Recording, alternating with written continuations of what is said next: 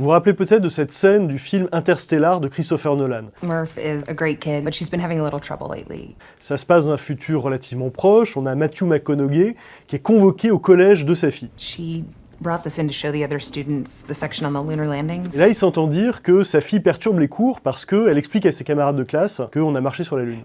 It's an old federal textbook. We've replaced them with the corrected versions, explaining how the Apollo missions were fake to bankrupt the Soviet Union. You don't believe we went to the moon? I believe it was a brilliant piece of propaganda. Dans cette dystopie, on a bien marché sur la Lune, mais les autorités ont modifié les programmes scolaires pour nier la réalité de la mission Apollo. Et bien cette scène d'un film de science-fiction, demain, elle pourrait devenir réalité aux États-Unis. Il y a quelques semaines, l'État d'Oklahoma a modifié ses programmes scolaires pour introduire l'idée qu'on aurait volé l'élection présidentielle 2020 à Donald Trump.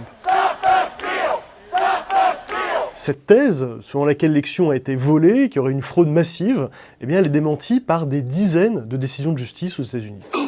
À côté de ça, les nouveaux programmes prévoient de ne plus aborder le mouvement Black Lives Matter et le meurtre de George Floyd. En revanche, ils prévoient d'affirmer que le Covid-19 c'est un virus qui s'est échappé d'un laboratoire chinois. C'est une hypothèse qui est aujourd'hui non prouvée, mais c'est celle à laquelle Trump veut croire. Et enfin, ces nouveaux programmes, ils prévoient de considérer la Bible comme une ressource pédagogique. Alors bien sûr, officiellement, cette réforme, elle n'aurait pas d'autre but que de permettre aux élèves de penser par eux-mêmes.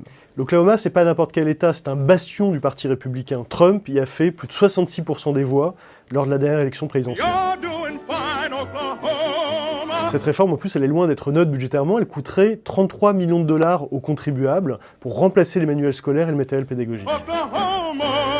En conclusion, on est face à un cas d'école de la pénétration d'un discours complotiste. C'est ce qui se passe quand triomphe la post-vérité.